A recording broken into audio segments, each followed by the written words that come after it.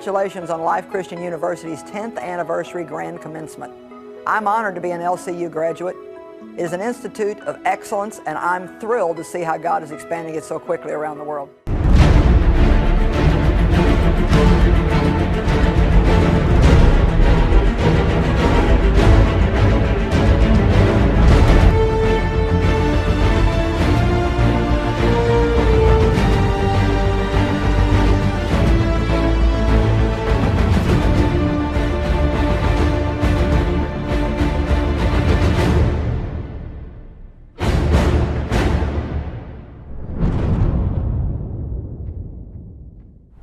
Good morning, जय मसीह की, प्रभु यीशु के नाम से और एक बार स्वागत है हार्वेस्ट चर्च की ये प्रोग्राम बिल्डिंग स्ट्रॉन्ग फैमिलीज।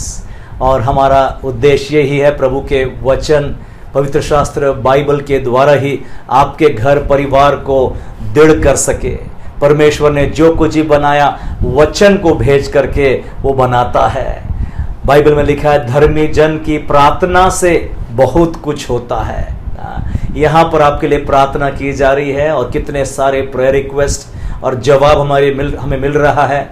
और क्योंकि विवाह की बातें हैं इसलिए हम लोग पब्लिकली डिस्प्ले नहीं कर सकते आपकी गवाहियों को, परंतु हम प्रभु का धन्यवाद देते हैं। जरूर प्रार्थना करिए, प्रार्थना के द्वारा आपका घर का वातावरण बदल जाता है। यहाँ पर हम लोग उपवास के साथ आपके घर के लिए हम प्रार्थना कर रहे हैं। पति पत्नी की बीच में कुछ अनबन हो जाता है, उसके लिए प्रार्थना हम कर रहे हैं ना। घर में जॉइंट फैमिलीज में कुछ बातें नहीं बनती है, प्रार्थना कर रहे हैं क्योंकि कई बार दुष्ट की सामर्थ हमारे घर की शांति को बिगाड़ना चाहती है, इसलिए प्रार्थना बहुत जरूरी है। और जरूर से अपने निवेदन नीचे वाले नंबर में भेजिएगा और प्रार्थना आपके लिए जारी। और एक बार सारे स्पॉन्सर्स का धन्यवाद जिन्होंने आगे आए हैं इसका भार उठाने के लिए। आप जानते हैं ये प्रोग्राम को प्रोड्यूस करने के लिए जरूर खर्च भी होता है, परंतु इसके द्वारा बहुत सारे घर परिवार आशीषित हो रहे हैं ना, पारिवारिक जीवन दृढ़ हो रहा है, हस्बैंड वाइफ रिलेशनशिप स्ट्रांग होते जा रहा है। सो प्रभु जरूर आपको बहुत से आशीष देते जाए। आज फादर्स डे है।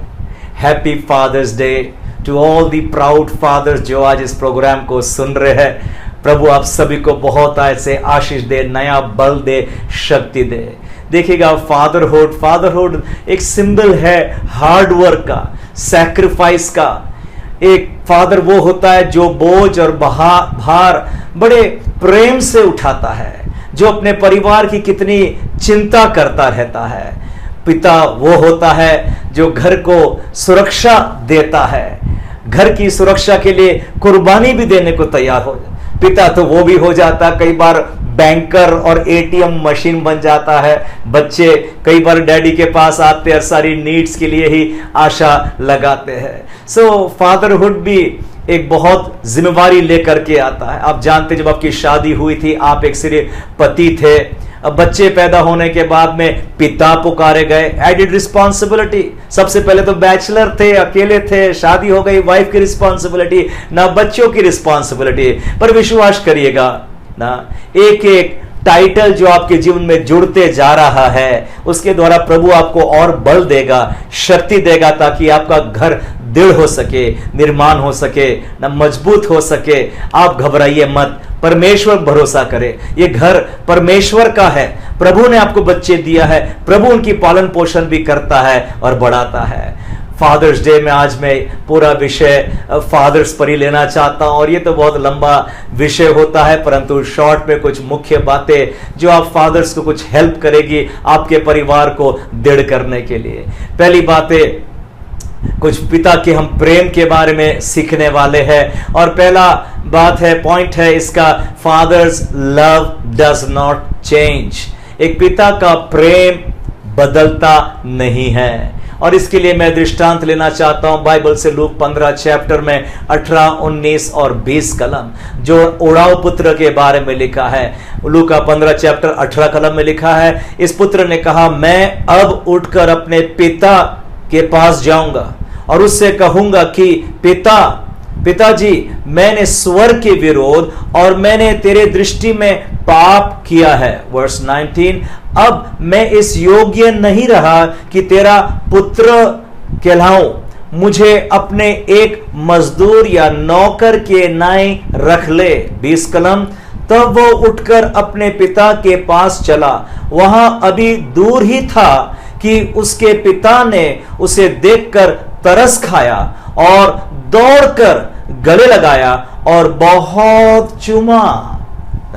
ये वाला जो दृष्टांत यीशु मसीह बता रहा है थोड़ा बहुत विचित्र लगता है जब इसको हम पढ़ते हैं, पर यह दृष्टांत बहुत अच्छा है बताने के लिए। एक बाप का प्रेम बदलता नहीं है। बाप का प्रेम इस पर निर्भर नहीं करता है अगले ने क्या अच्छा किया या अच्छा नहीं किया ना। एक बाप का प्रेम बदलता नहीं, यह ईश्वरीय स्वभाव है। इस दृष्टांत के द्वारा प्रभु यीशु मसीह बता रहा है। देखो, सर्वप्रथम मैं बताना चाहता हूं कि दृष्टांत तो जो यीशु मसीह बता रहा है इसमें बहुत भेद की बातें वो स्वर्ग के राज्य में प्रकट कर रहा है। अगर मेरे साथ खोलेंगे मत्ती की इंजील 13 चैप्टर और 35 कलम में, वहां पर यीशु मसीह ने भी कहा कि जो वचन भविष्यवक्ताओं के द्वारा कहा गया था वो पूरा हो कि मैं दृष्टांत कहने को अपना मुंह खोलूंगा और उन बातों को जो जगत के उत्पत्ति से गुप्त रही है प्रकट करूंगा। यीशु मसीह बता रहा है कि वो दृष्टांतों के द्वारा ही अपना मुंह खोलेगा ना। दृष्टांत उसको बोलते हैं जिसके एक छोटी कहानी जिसके पीछे कुछ रहस्य है, कोई सिद्धांत है, कोई प्रिंसिपल, कोई मॉरल है, उसमें से सीखने के लिए दृष्टांतों में इशारों में बता रहा है वो स्वर्ग के राज्य की भेद की बातें। मत्ती 13 चैप्टर में 11 कलम में भी जब चेलों ने पूछा तो दृष्टांतों में क्यों बातचीत करता, यीशु मसीह ने उत्तर दिया मत्ती 13:11 कि तुमको स्वर्ग के राज्य की भेद की समझ दी गई पर उनको नहीं। स्वर्ग के राज्य की भेद की समझ ना चेलों को दी गई, इसलिए दृष्टांतों में वो स्वर्ग के राज्य की भेद की बातें। कई बार दृष्टांत बहुत सिंपल हमको दिखते होंगे परंतु भेद है स्वर्ग के राज्य की। और ये दृष्टांत हम देख रहे एक बाप के प्रेम जो अपने बेटे के प्रति बदलता नहीं है। मैं जब इस दृष्टांत को पढ़ रहा था ना थोड़ा सा जरूर विचित्र लगता है ना। मैं सोचता हूं ये यहूदी लोग जिसके आगे में यीशु मसीह ये दृष्टांत बता रहा है, बहुतों में से शायद नहीं समझा होगा इसका जो मॉरल रहस्य सिद्धांत जो यीशु मसीह बता रहा है। पर इस दृष्टांत के द्वारा यीशु मसीह एक झलकी, एक ग्लिम्स दे रहा है आने वाला अनुग्रह का समय कैसे होने वाला है ना। यहूदी लोग, ये पीरियड ऑफ लॉ था, मूसा का व्यवस्था का नियम चालू था, लागू था। और उन दिनों में अगर एक पुत्र ऐसा व्यवहार कर दे, बाप की धन संपत्ति उड़ाकर खत्म कर दे।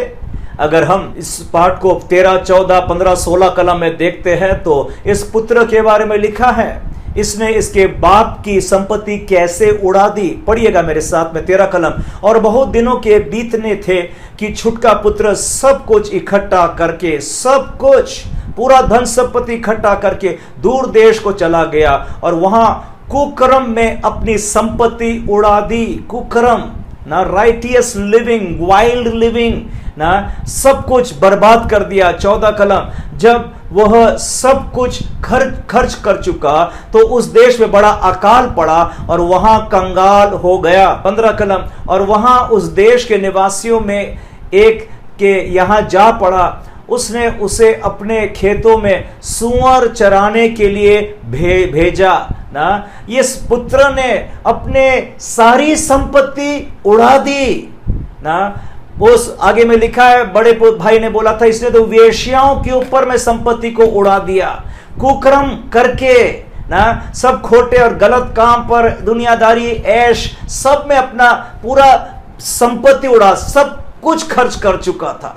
थोड़ा विचार करो कितना पैसा इसने खर्च किया होगा ना। इस पुत्र ने कुछ भी परवाह नहीं करी कि मेरे बाप ने यह संपत्ति कमाने में कितना पसीना बहाया होगा, कितना खर्च किया, कितना मेहनत किया कि यह सब पैसा कमा सके, परंतु बेटे ने कुछ दिनों में ही सब कुछ को गवा दिया। थोड़ा विचार करें कि कैसे इस बाप को लगना चाहिए था ना। परंतु इस पाठ में हम देखते हैं जैसी पुत्र वापिस आया, वो बाप के आगे में कुछ वाक्य बोल रहा है, बाप मैंने स्वर्ग के विरोध और तेरे विरोध पाप किया हूं ना। आगे तो बाप ने बोलने भी नहीं दिया उसको। वचन में लिखा है उसको चूमने लगा, उसको गले लगा, बाप को उस पर तरस आ गई, दया आ गई। अरे दया तो पुत्रों को आना चाहिए था बाप के ऊपर में, इतना धन संपत्ति गवा के रख दिया। पर देखो बाप का प्रेम, ये स्वर्गीय पिता का प्रेम प्रभु यीशु मसीह दृष्टांतों के द्वारा बता रहा है ना। इतना प्रेम प्रकट किया, चूमने लगा और नौकरों को बोलता है कि पुत्र के लिए उत्तम से उत्तम वस्त्र ले आओ, हाथ में अंगूठी, पांव में बूट पहना दो, क्योंकि ये मेरा पुत्र, मेरा बेटा करके पुकार रहा है। वो मर गया था, वो जीवित है, वो खो गया था, वो मिल गया है।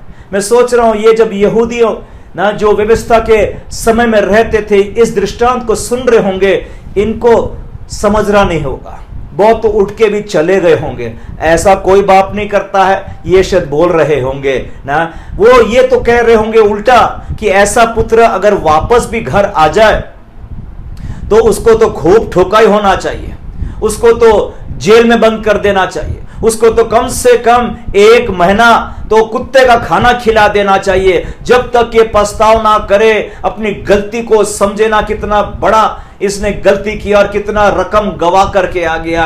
परंतु बाप ने तो उसको प्रेम प्रकट कर रहा है। देखिएगा आप और मैं, हम लोग जब बड़े हुए थे ना, हमने गलती की, हमारे ना स्कूल में टीचर ने ठुकाई कर दी, घर में कुछ गलती किया माँ बाप ने पिटाई कर दी, वहां पर सड़क पर गए पुलिसमैन ने सीटी मार दिया, वहां पर हमको पकड़ लिया, वहां भी दंड भर दिया। आज कोर्ट रूम भरा है, जेल रूम भरा है, कितने मुकदमे लोग लड़ते जा रहे हैं क्योंकि उन्होंने अपराध किया और उसका दंड भरपाई। हम लोग ये वातावरण में बड़े हुए और कई बार हम ऐसे मनसा के साथ अपने परमेश्वर के पास आते हैं तो हम सोचते हैं स्वर्गीय बाप भी मुझको बहुत दंड देगा मेरे अपराध के लिए, मेरे गलतियों के लिए जो मैंने उसकी आशीष को गवा दिया।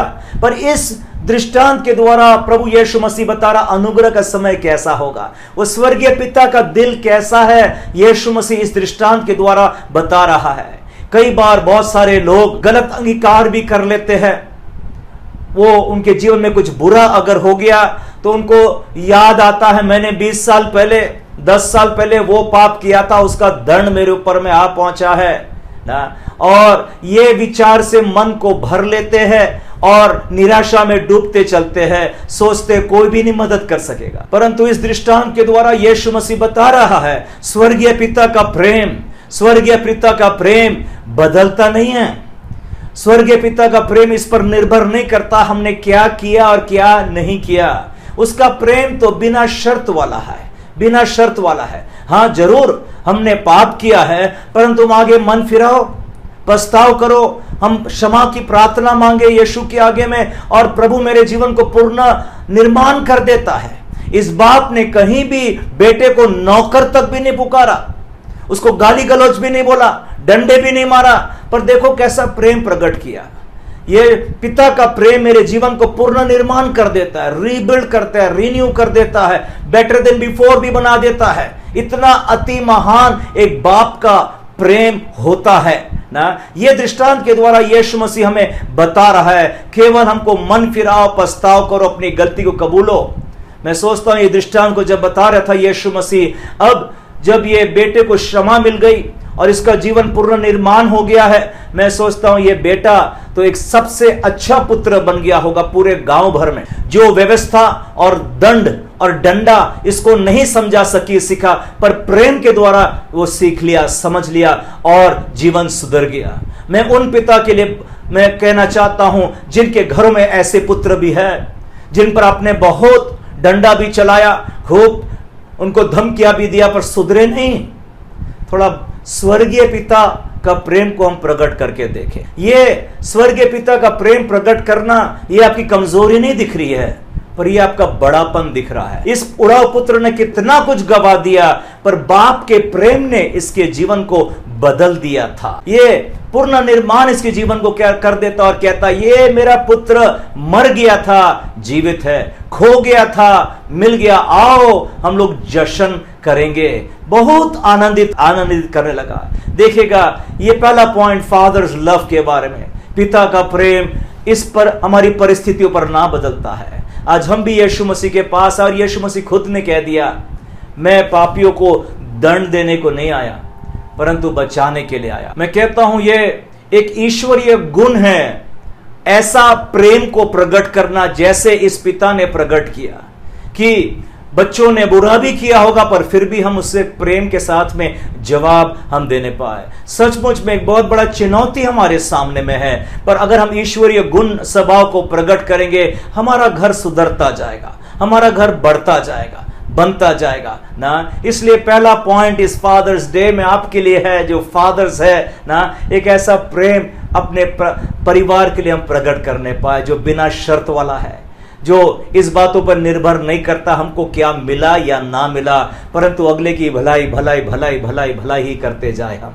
दूसरा पॉइंट के मैं आगे बढ़ना चाहता हूं, एक पिता का प्रेम सिद्ध होता है, परफेक्ट होता है। मैथ्यू 5 और 48 में, इसलिए चाहिए कि तुम सिद्ध बनो जैसा तुम्हारा स्वर्गीय पिता सिद्ध है ना। एक चुनौती दे रहा है यीशु मसीह हमको कि हमको सिद्ध बनना है जैसा हमारा स्वर्गीय पिता। देखो यहां पर भी उसने स्वर्गीय पिता के गुण को प्रकट कर रहा है ना, और हमको कहता हम उसके समान हम सिद्ध बने, मतलब हमको ईश्वरीय स्वभाव को धारण करना है ना। जैसे आदम को परमेश्वर ने अपने स्वरूप में बनाया ना, पौलुस कहता है हम अंश अंश करके उसके स्वरूप में बदलते जाते हैं। जैसे हमने मिट्टी के आदम के रूप को धारण किया, हम स्वर्गीय आदम के भी रूप को धारण करेंगे। सो ये चुनौती है, हम सिद्ध बनते जाए जैसा मेरा स्वर्गीय पिता सिद्ध है। स्वर्गीय पिता के बारे में जब यीशु मसीह ने वर्णन किया इसी मत्ती 5 चैप्टर में 45 वाले कलम में कहता है, जिससे तुम अपने स्वर्गीय पिता की संतान ठहराएंगे, क्योंकि वह भला और बुरे दोनों पर अपनी सूर्य उदय करता है और धर्मी और अधर्मी दोनों पर अपना मेघ या वर्षा बरसाता है ना। तुम सिद्ध बनो। सिद्ध बनो का मतलब क्या हो रहा है? जैसा स्वर्गीय पिता अपना सूर्य ना बुरे और भले दोनों पर, देखो सूरज कितना जरूरी है ना इस पृथ्वी पर सर्वाइवल के लिए, पर मेरा पिता ऐसा पक्षपात नहीं कर रहा है, भले के साथ और बुरे के साथ में दोनों पर बरोबर, बारिश भी दोनों पर बरोबर, दो धर्मी भी है और अधर्मी है। मैं तो यह सोच रहा था अगर परमेश्वर वो बारिश का कंट्रोल मनुष्य के हाथ में दे दिया होता तो हम तो ना जहां पर बारिश गिराना गिराते, ना गिराना, जो धर्मी और अपने लोग हैं अपने प्रेम कर उन पर बारिश होने दो, और दुश्मनों पर बारिश का बटन को ऑफ कर दूं मैं ना, वो तो मनुष्य वाला प्रेम हो जाएगा ना। परंतु कहता यीशु मसीह ने उसका मत्ती 5 और 46 में कहता है, क्योंकि यदि तुम अपनों प्रेम रखने वालों के ही साथ प्रेम रखो तो तुम्हारे लिए क्या फल होगा? क्या महसूल लेने वाले भी ऐसा ही नहीं करते? तो हमें अपेक्षा कर रहा है हम स्वर्गीय पिता के समान सिद्ध बनते जाए, दुश्मनों के लिए भी हम प्रार्थना करें, दूसरों का हम भला ही कोशिश करने पाए, उनके साथ होने पाए। ये सब ईश्वरीय स्वभाव है। इसलिए वो पिता का प्रेम पिता के बारे में वर्णन कर रहा है और अपेक्षा कर रहा हम भी स्वर्गीय पिता के समान बनते जाए। तो ये भी एक चुनौती होगी हमारे सामने में कि हमारे साथ में कुछ लोग भला भी कर रहे हैं और भला नहीं भी कर रहे हैं, पर दोनों के साथ में एक समान व्यवहार करने पाऊं। पहला पॉइंट मैंने बताया था, एक पिता का प्रेम बदलता नहीं है, इससे कोई फर्क नहीं पड़ता अगले ने क्या अच्छा किया या ना किया। दूसरा पॉइंट, पिता का प्रेम सिद्ध और परफेक्ट है ना, गुड और बैड सबके साथ सेम व्यवहार वो करता है। तीसरा और एक पॉइंट रखना चाहता हूं आपके बीच में, मैं पाया जाता है यूहन्ना की 3 चैप्टर 16 कलम में, परमेश्वर ने जगत से इतना प्रेम था कि अपना एकलौता पुत्र को दे दिया। तीसरा पॉइंट आपके सामने में रखना चाहता हूं, एक पिता का प्रेम हर समय कुर्बानी, हर समय देने को तैयार। Father's love always gives. यूहन्ना 3:16 हम जानते परमेश्वर पिता ने जगत से इतना प्रेम किया, उसने अपना एकलौता पुत्र दे दिया ना, ताकि जो कोई भी कैसा भी बैकग्राउंड हो, जीवन में कैसे भी काम भी क्यों ना किया होगा, विश्वास कर ले यीशु मसीह पर, उसका जीवन नाश नहीं होगा, परंतु वो अनंत जीवन वो पाता है। यह है स्वर्गीय पिता का प्रेम। स्वर्गीय पिता का प्रेम वो देने वाली तबीयत है, लेने वाली नहीं है।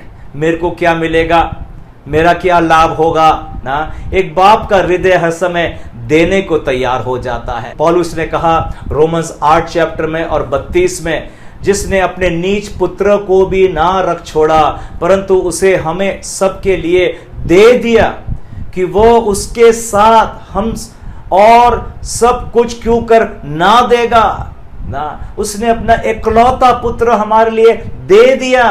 पिता का दिल देने वाला होता है, दूसरों की भलाई को वो चाहता है ना। इसलिए पौलुस ने कहा इफिसी 5 और 25 में, हे पतियों अपने अपनी पत्नी से प्रेम रखो, जैसा मसीह ने भी कलीसिया से प्रेम करके अपने आप को उसके लिए दे दिया।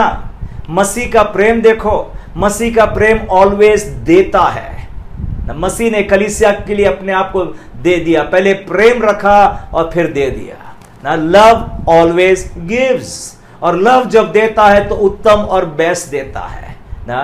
प्रेम हरदम अगले के लिए भला ही चाहता है ना। कुर्बानी भी सह लेगा, दाम भी देना पड़ेगा, पर अगले को वो भला ही करना चाहता है। ये परमेश्वर वाला प्रेम है। आज इस फादर्स डे में यही प्रार्थना है, आपके जीवन में ये सब ईश्वरीय स्वभाव और गुण पाए जाए। जब चेलों ने यीशु मसीह कहा था हमें तू प्रार्थना करना सिखा, यीशु मसीह ने बोला तुम इस रीति से प्रार्थना किया करो, और स्टार्ट किया, ए हमारे बाप, ए हमारे पिता। मैं सोच रहा हूं चेलों को तो ये बातें कुछ समझ में नहीं आ रही। आज तक बाइबल में, ओल्ड टेस्टामेंट में कहीं पर भी परमेश्वर को पिता करके एड्रेस नहीं किया ना। यहोवा परमेश्वर से पुकार दिया जाता है, पर यीशु मसीह बोल रहा अब से जब तुम प्रार्थना करोगे ऐसी प्रार्थना करना, ए हमारे बाप। बता रहा है अब ये नया नियम में, नया करार में, पीरियड ऑफ ग्रेस में एक नया रिश्ता हमारा परमेश्वर के साथ आ पहुंचा है। अब हम उसको बाप करके पुकारेंगे। देखो मैं बच्चों से बहुत प्रेम करता हूं, हमारे पास कई ऑर्फनेजेस भी है और चर्च के बच्चे मुझे बहुत पसंद आते हैं ना। परंतु मेरी खुद के 2 बेटियां हैं, रेचल और सहरा ना। ये सिर्फ इन्हीं के पास में अधिकार है मुझको पप्पा पुकारने के लिए, बाप पुकारने, डैडी पुकारने, फादर पुकारने के लिए ना। और जब ये बच्चे मुझको डैडी करके पुकारते हैं, डैडी कितना भी व्यस्त हो, डैडी कितना भी काम में इधर उधर चला भी गया, पर जहां बच्चों का फोन आता है सारा काम छोड़ के हेलो बेटा क्या हो गया ना। एक बार तो मुझको याद है ना, मेरी बड़ी बेटी ने रात में कुछ एक सपना देख लिया था और बहुत घबरा गई थी ना। और वो बच्चे का कमरा दूसरे वाले बेडरूम में था, दरवाजा बंद, और हमारा बेडरूम अलग है, दरवाजा बंद। पर क्योंकि उसने रात में डैडी करके चीखी थी, चिल्लाती थी, पता नहीं कैसे रात के 3 बजे उसकी आवाज मेरे कानों पर पड़ी और मेरी नींद खुल गई, और मैं 2 सेकंड भी नहीं लगा होगा, धड़ भड़ भड़ दरवाजा खोल करके बेटी के पास, बेटी क्या हो गया क्या हो गया। बच्चे घबरा रहे थे ना, कुछ बुरा सपना। मैं बोला बेटी मत घबरा। मैंने उसके ना सिर को लेकर अपने छाती में रखकर मैं बेटा बोला बेटा आज मैं यहीं पर सोने वाला हूं आपके साथ में ना, मत घबरा, ये डैडी तो है ना तुम्हारे पास में ना। एक नया संबंध यीशु मसीह ने आज परमेश्वर के साथ हमारा करा दिया है, अब्बा पिता। उसने ख्रीस्त की आत्मा हमारे अंदर में डाल दी ताकि हम उसको अब्बा पिता करके पुकार सके। इसलिए हमारी प्रार्थना में जरूर प्रार्थना करें, ए हमारे बाप, मेरे पिता, मेरी प्रार्थना सुन। हम उसकी संतान हैं। कौन सा बाप अपने बच्चों को अच्छी चीज नहीं देगा, भली चीज नहीं देखा? कौन सा बाप अपने बच्चों को भी दुख में पीड़ा में देख सकेगा ना। इसलिए हम परमेश्वर का धन्यवाद। इसलिए ये जो ईश्वरीय स्वभाव जो आज हमने कुछ सीखा है 3 बातें में, father's love does not change, एक पिता का प्रेम बदलता नहीं, निर्भर नहीं करता है हमने क्या किया और क्या नहीं किया ना। Father's love is perfect love, सिद्ध है मेरा पिता ना, वो बुरे और भले को दोनों को एक ट्रीटमेंट दे देता है ना। फादर्स का लव ऑलवेज गिव्स, हर समय देने को तैयार हो जाता है। मैं प्रार्थना करना चाहता हूं आज आप लोग पिता यहां पर है, फादर्स होंगे, ग्रैंडफादर्स होंगे, आज परमेश्वर आत्मा के द्वारा आपको सामर्थ्य, ये ईश्वरीय गुण आपके जीवन में प्रकट की जाए। देखिएगा ये बड़ा पुत्र का जीवन बदल गया क्योंकि पिता के ईश्वरीय स्वभाव के द्वारा ना। जो वो बेटा आज तक नहीं समझा था, आज तक नहीं सुधरा था, पर इतना बाप ने प्रेम प्रकट किया, उसका जीवन बदल गया। ऐसा ही होगा आपके घर में, परिवार में। आइए हम प्रार्थना करें। Let us pray. प्यारे पिता, हम धन्यवाद और धन्यवाद और धन्यवाद देते, आज तूने हमको ये पदवी दे दी कि हम तुझे पिता करके पुकार सकते हैं। हम तेरी संतान है पिता। आज एक एक घर और परिवार जो तेरी संतान है, हर एक के लिए मैं प्रार्थना करता हूं पिता। आज जिस घर में अगर अशांति है पिता, अगर कुछ टेंशन है, परेशानी है पिता, यीशु के नाम से उनकी एक समस्या इसी वक्त दूर हो जाए। प्रभु जी, मैं उस घर के पिता के लिए आज प्रार्थना करता हूं। आज ईश्वरीय स्वभाव से तू उनको भर दे पिता। प्रभु जी, अपने परिवार को बिना शर्त वाला प्रेम हर समय वो प्रकट कर सके पिता। अपने परिवार के लिए एक अच्छा उदाहरण ठहरा दिया जाए पिता, और वो देने वाली तबीयत, कुर्बानी वाली तबीयत से भर दे पिता। प्रभु, हर एक को आपके नाम से मैं आशीर्वाद देता हूं। उनके घर को तू निर्माण कर और बढ़ाते जा पिता। धन्यवाद देते, प्रार्थना यीशु मसीह के प्यारे मीठे नाम से मांगते हैं, आमीन। Thank you, God bless you.